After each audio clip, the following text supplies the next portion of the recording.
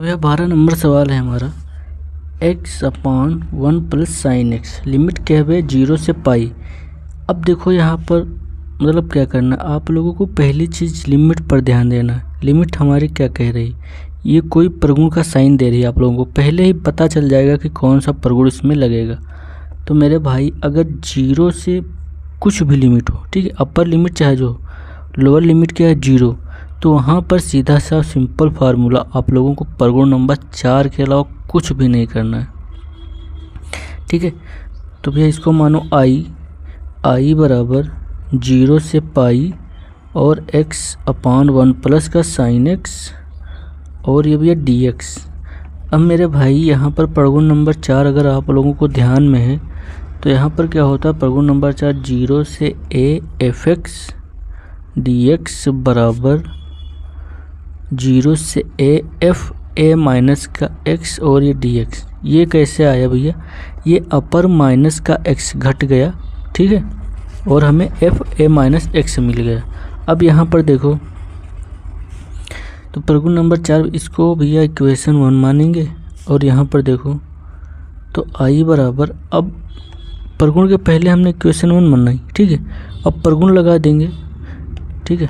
तो 0 से पाई और जहाँ x है था अपर मतलब अपर लिमिट और माइनस का x, तो पाई माइनस का x अपान 1 plus sine pi minus x। आप लोगों को एक चीज़ यहाँ पर पता होगी कि साइन 180 माइनस थीटा, भैया यहाँ पर साइन थीटा ही होता है, ठीक है। तो यहाँ पर देखो 0 से पाई और अब भैया हम इसको कर लेंगे पाई माइनस एक्स, चलो अगले स्टेप में करेंगे 1 प्लस का साइन एक्स dx।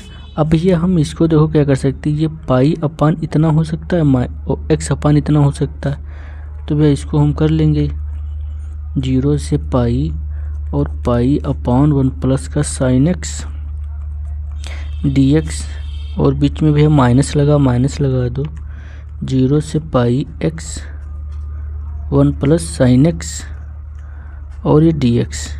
ये भैया हमने अलग अलग डिवाइड कर लिया। अब देखो इधर इसको इक्वेशन मानेंगे 2, प्रगुण के पहले 1 माना था, प्रगुण लगाने के बाद हमने 2 माना।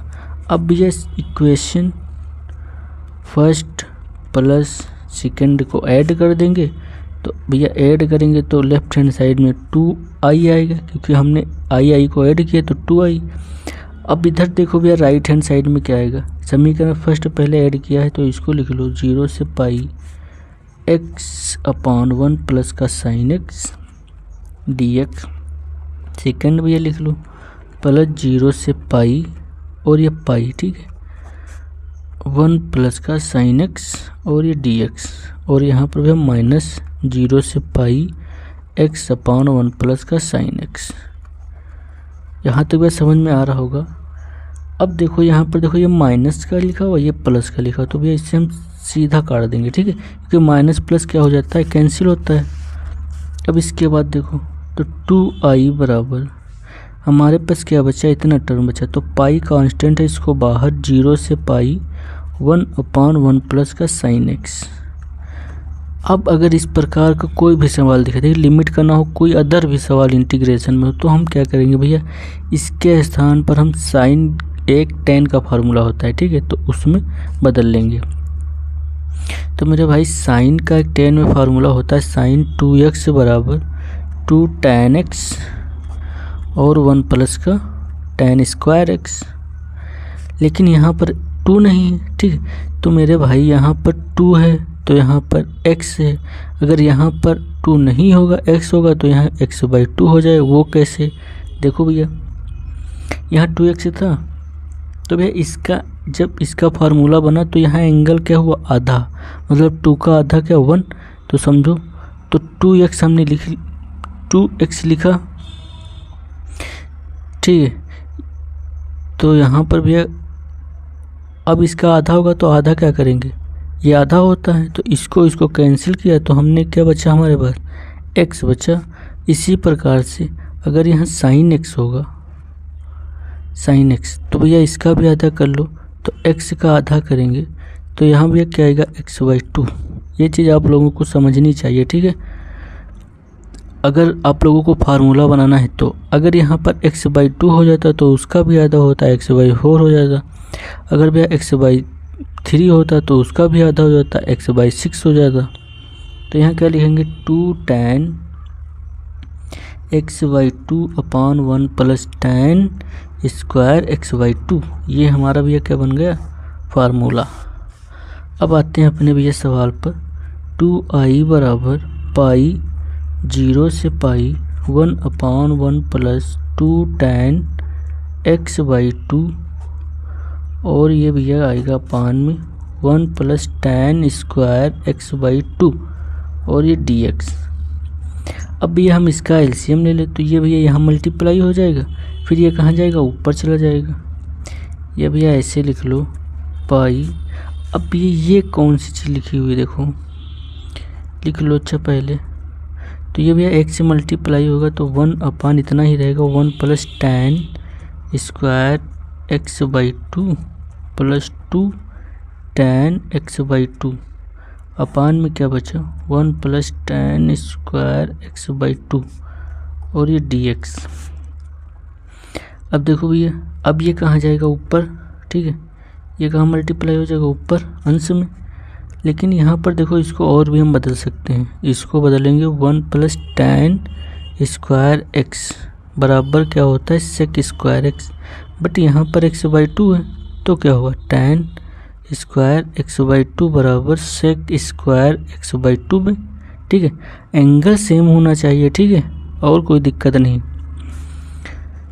तो 2i बराबर पाई 0 से पाई, ये ऊपर जाएगा तो भैया इसको हम लिखेंगे sec स्क्वायर x/2 और यहाँ पर क्या बनेगा देखो, अगर हम इसका कर दे स्क्वायर 1 का स्क्वायर भैया 1 ही रहेगा तो a square plus b square plus 2ab।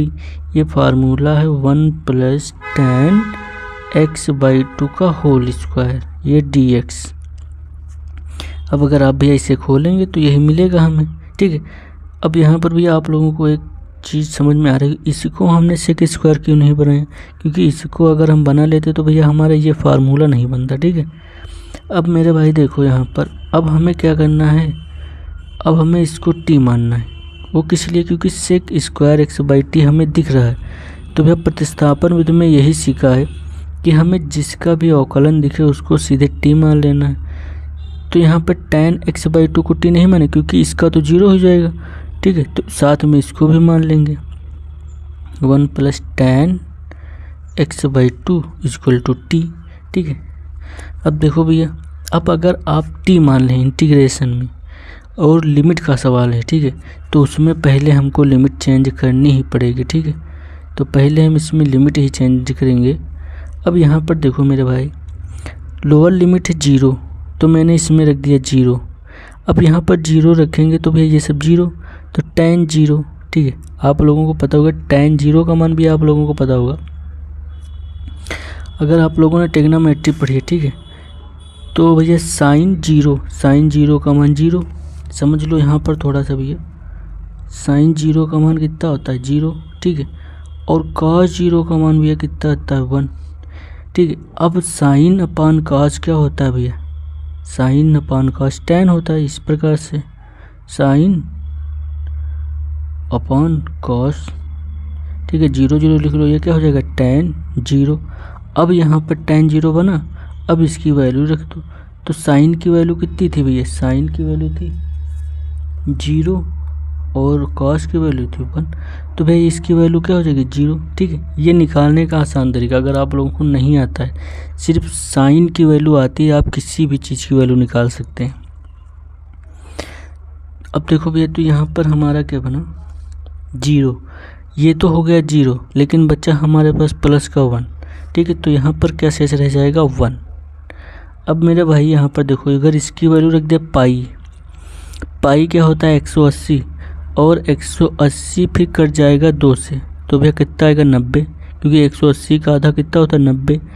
तो भैया tan 90, ठीक है। तो tan 90 का मान भी आप लोगों को पता होगा, tan 90 का मान होता है अपरिभाषित, ठीक है।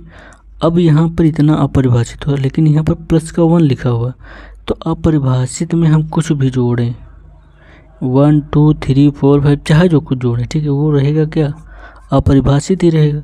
तो हम यह सीधा यहाँ क्या लिख लेंगे, अपरिभाषित। तो 2i बराबर, अब इसका भी अब इंटीग्रेशन ही अवकलन कर दो, ठीक है। तो 0 और इसका होगा सेक स्क्वायर x/2 और x/2 का फिर से होगा तो 1/2 dx इक्वल टू dt, ठीक है। तो भैया आप यहाँ पर मान रखेंगे, देखो ये तो फिर थोड़ा और सॉल्व कर ले, तो सेक स्क्वायर x/2 और 2 भी इधर ले जाओ तो 2 dt, ठीक है। अब सेक स्क्वायर x/2 dx के स्थान पर क्या रखेंगे 2 dt, तो 2i और यहाँ पर पाई आएगा। अब यहाँ लिमिट हमने चेंज की तो क्या है भैया 1 से अपरिभाषित, और इसके स्थान पर भैया क्या लिखेंगे 2 dt, ठीक है। तो ऊपर हमने लिख लिया 2 और इधर लिख लिया dt, इसको क्या माने भैया t, तो ये भैया t और ये होल स्क्वायर है तो होल स्क्वायर, ठीक है। अब ये इसके बाद देखो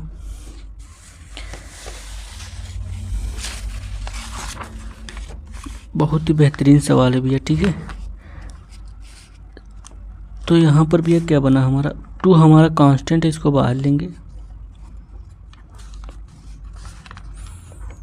तो हमने भैया 2 को बाहर लिया, 2i बराबर 2 पाई, और ये 1 से अपरिभाषित, और जब भैया इसको हम टी स्क्वायर को अंश में ले जाएंगे तो t की पावर -2 और ये dt। अब देखो 2 और 2 कैंसिल हो रहा है, तो i बराबर पाई।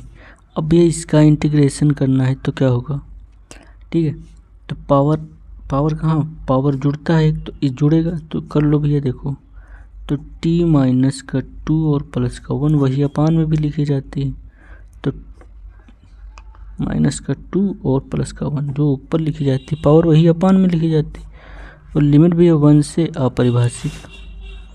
तो i बराबर पाई, ऊपर भी क्या बनेगा माइनस का 1, तो t की पावर -1 और यहाँ क्या बचेगा माइनस का 1, 1 से अपरिभाषित। अब ये यहाँ पर क्या बनेगा देखो, माइनस बाहर आ जाएगा और ये भी हर में जाएगा तो ये क्या हो जाएगा फिर से 1/t बना लेगा, 1 से अपरिभाषित। अब यहाँ समझो भैया, अब लिमिट रखनी है तो आप लोगों को पता होगा पहले अपर लिमिट होती है फिर माइनस लोअर होती है, तो अपर लिमिट रखो, यहाँ पर माइनस का पाई लिख लो। अपर लिमिट क्या है 1/∞, फिर माइनस लोअर लिमिट क्या है 1/0, ठीक है। अब यहाँ भी 1/0 नहीं 1/1 है, ठीक है, 1/x t के स्थान पर 1/1, तो i बराबर माइनस का पाई। तो भैया इसे कैसे सॉल्व करें, आप लोगों को पता होगा 1/0 क्या लिखते हैं इन्फिनाइट, ठीक है। तो इसके स्थान पर हम क्या लिखेंगे 1/1/0, और यहाँ पर तो भैया 1 बचेगा। अब ये जो भिन्न जो हर में आ जाती है तो ये ऊपर से मल्टीप्लाई हो जाता है, तो i बराबर माइनस का पाई, और ये भैया क्या कर देगा 0, तो ऊपर बचा 0 और नीचे बचा 1 और माइनस का 1। अब भी आप लोगों को पता अगर अंश में 0 रहता अपान में 1 रहता है तो इसका मान 0 के बराबर होता है, तो i बराबर ये हो जाएगा माइनस का पाई और ये 0 माइनस का 1। अब ये इसको अंदर मल्टीप्लाई करेंगे तो इससे 0 कर देगा, लेकिन इससे क्या कर देगा माइनस माइनस प्लस पाई, ठीक है। तो i बराबर प्लस का पाई, यही हमारा क्या है भैया फाइनल आंसर।